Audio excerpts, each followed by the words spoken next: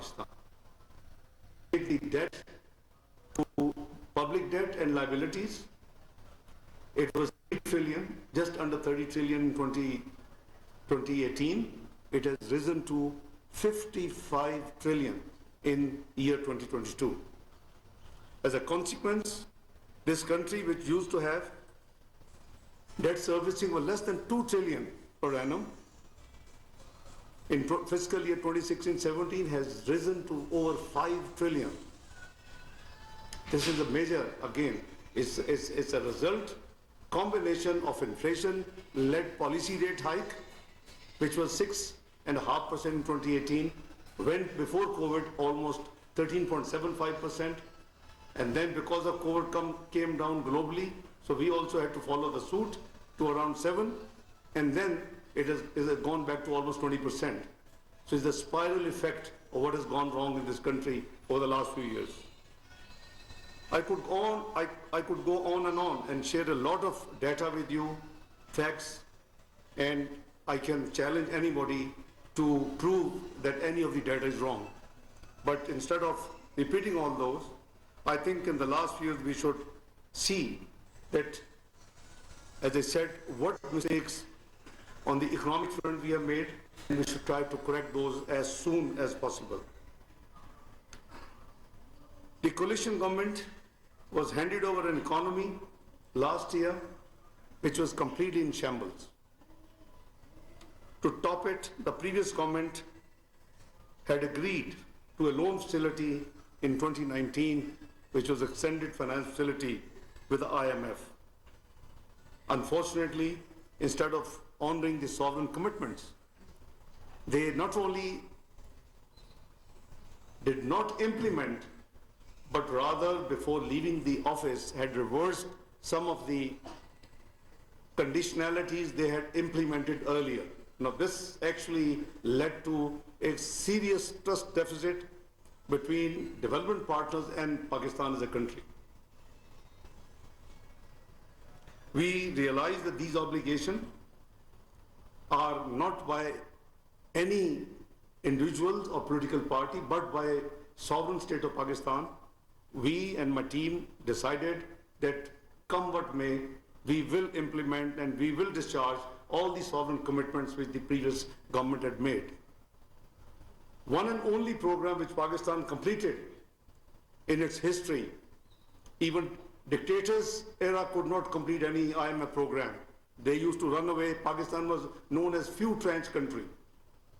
The most effective governments which used to claim, they also ran away from 8th or 9th review in its history. The one and only program which was completed for all 12 reviews successfully was 2013-16 program. So I think we owe this to this nation, that we show seriousness, we deliver, and we demonstrate to the world that we can honor the sovereign commitments no matter who made those. So I and my team are absolutely committed to complete this program to the best of our ability. We have been in the process of 9th review. I think it has taken longer than it should have, in my opinion, because I have dealt with all the 12 reviews of the one and only completed program in Pakistan history. Anyway, we seem to be very close to be signing staff level agreement, hopefully inshallah in the next few days. Ladies and gentlemen, our economic difficulties compounded by the devastating floods of 2022, which affected 33 million people, caused physical and economic losses of around $30 billion. Despite the fiscal constraints and limitations the federal government has, the federal and provincial governments have jointly decided and have allocated $452 billion for relief and rehabilitation work of flood affectees. If need be, we together will provide more resources to support our brothers and sisters in need. You may recall that there has been a lot of work by UNDP European Union, Asian Development Bank, World Bank, and assisted by the Planning Division. And they calculated that around $16 billion would be required for the reconstruction and rehabilitation work in the next few years. We, in the Geneva Pledge and the Geneva, the conference which was held for this purpose in January, we have already announced that half of that bill will be met by Pakistan from its own resources, which means almost $8 billion or more than 3,200 billion Pak rupees in the next few years. And we have made all the spade work, home work has been done, and luckily and alhamdulillah, we got much beyond the 50% which was envisaged to be pledged in the Geneva conference was committed and was announced. I'm sure you all would be aware of the detail which has already been made public. Ladies and gentlemen, these are challenging times, as I said, and everyone needs to make contribution to overcome these challenges. As they say, the work begins at home. So does austerity. Prime Minister Mohammad Shahbaz Sharif has announced an impressive austerity package recently. The salient feature, I would like to remind few of the salient features: the complete ban on purchase of all vehicles till June 2024, complete ban on purchase of all new durables till June 2024, 15% cut on annualized basis in the current expenditure, non-employee related, of all ministries, divisions, attached departments and autonomous bodies. Luxury vehicles deployed with cabinet members be withdrawn and have been actually mostly withdrawn already. Cabinet members to avail air travel both domestically and abroad in economy class and shall not stay in 5-star hotels. So these are the few measures which have been decided under the leadership of Prime Minister Shahbaz Sharif. In a recent cabinet meeting, they have been already acted upon and implemented. Ministry of Finance has issued all the relevant notifications, and so did the Cabinet Division. The certain austerity measures required notification from the Cabinet Division, and certain measures required notification by the Finance Division. So I happened to chair that meeting, and we decided, and those notifications are out and implemented and are actually effective as of today. Let me say that it is most unfortunate, in my opinion, that petty politics is still being played in our country's economy. The persistent spread of fake propaganda about Pakistan to default on its international financial obligations is completely ill-founded and malafide, which harms the country's economy. People talk about chart of economies. It's nothing new in our economic history. When I presented the first budget in 2013, I also presented 3-year medium-term budgetary framework. When I presented the budget 2014, I presented the medium framework 2014-17 in 15-18, and every year I've been appealing to all political parties in the parliament to join together and sign chart of economy.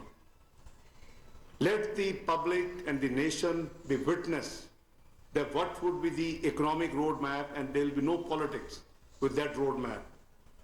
Unfortunately, it all fell on deaf ears and couldn't be achieved. I'm now hearing again, many people from different segments of society, including political parties, of talking chart of economy. Government would welcome it. I think this is something we should act apolitical, and we should do whatever best we can in the speediest manner in the interest of future economic history of Pakistan. Ladies and gentlemen, I want to draw your attention towards the fact that as principal accounting officers and heads of departments of the federal government, Many of my friends, colleagues, federal secretaries sitting here, I'm addressing them. It is your prime responsibility to optimize revenue collection and observe discipline in spending public money. We are all trustees and ameen in these positions, whether you're principal accounting officer, whether you're minister or minister of state. We owe this accountability to the nation as well as to Allah subhanahu wa ta'ala. So, I believe that you all are the arms and tools through which policies of the government can be best put in real practice. I urge you all to work diligently to enhance revenues, prioritize expenditures, and improve public service delivery and productivity. During the course of today's proceedings, please share your thoughts, suggestions, proposals as to how best we can chart our way forward towards economic stability on a fast track. Ladies and gentlemen, I would like to once again extend my gratitude to our international development partners, which include obviously World Bank and the Asian Development Bank, whose nominees are here to represent their institutions. Their support has been instrumental in infrastructure and social sector development in this country and in bringing about necessary economic and structural reforms in Pakistan.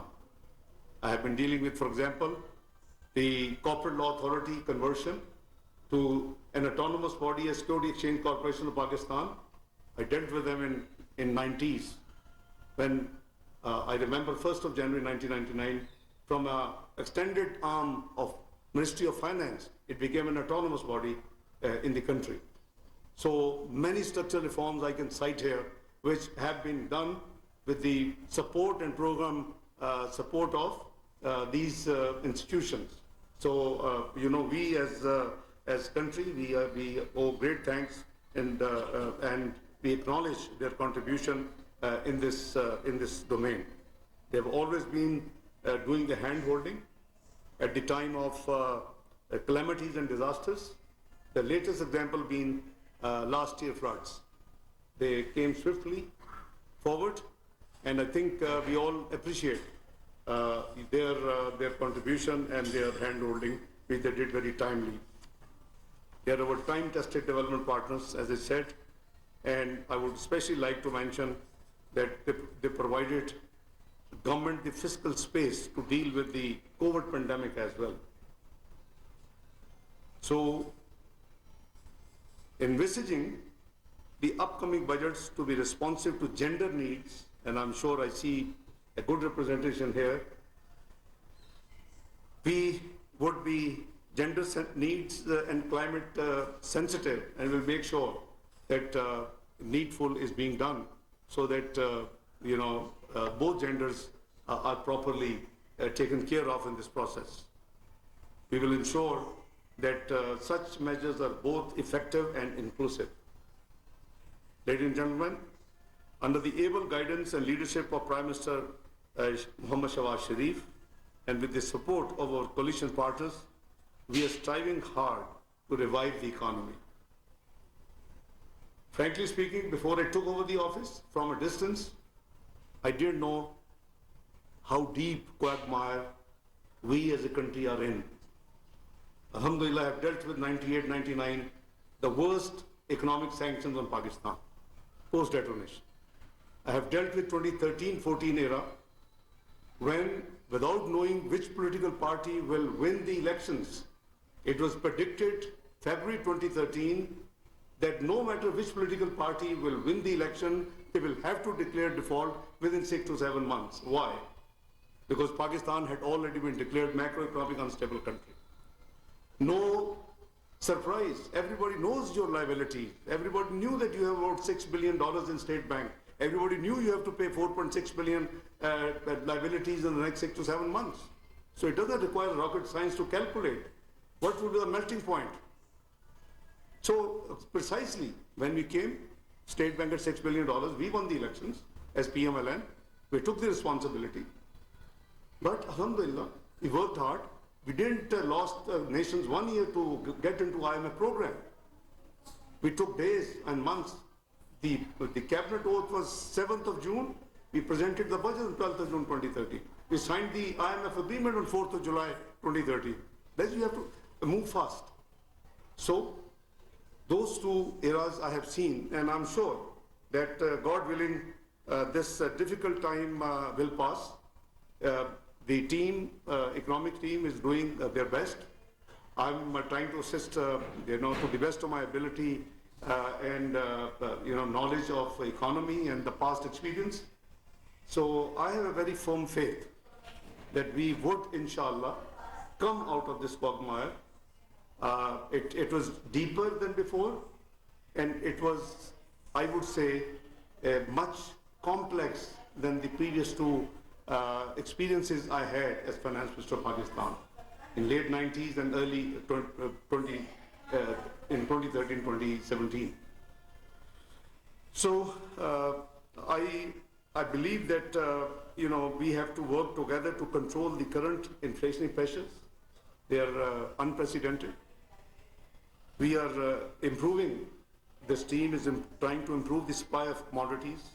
ECC of the cabinet has approved a number of measures to improve agriculture production, the basic and agri economy, and introduce much needed structural reforms in the energy sector as well. Because without quoting the multilateral institutions, they say if Pakistan has to survive, inshallah Pakistan will survive. This is my iman.